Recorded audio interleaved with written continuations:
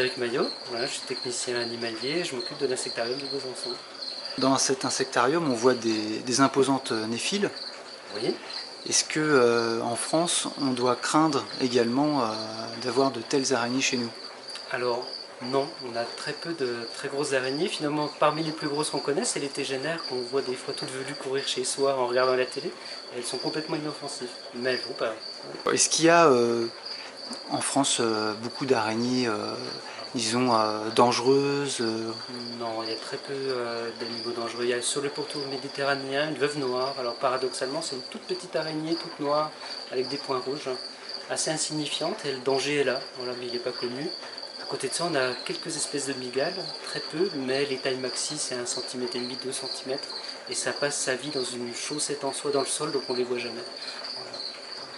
Est-ce que les araignées sont agressives de manière générale? Non, elles sont fuyantes en règle générale pour nous. Après, c'est dans les films qu'on voit effectivement des araignées agressives.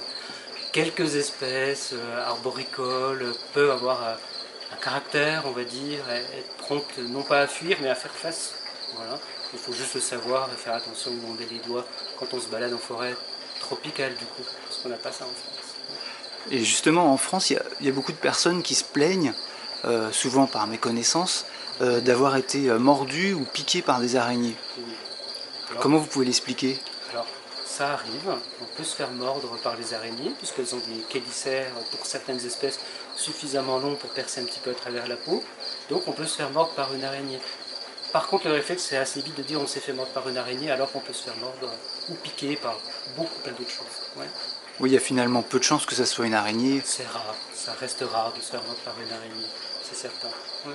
Et donc les grosses araignées qu'on voit dans les maisons, dans les caves, vous disiez les tégénaires, Ouais. elles sont complètement Ah inoffensives. oui, une tégénaire, vous pouvez la prendre dans les mains, vous ne ferez pas mordre. Mais par contre, c'est velu, c'est sombre et c'est assez gros, donc ça fait peur. Et elles ont une utilité à rester dans notre cave ou vaut mieux les chasser? C'est leur habitat.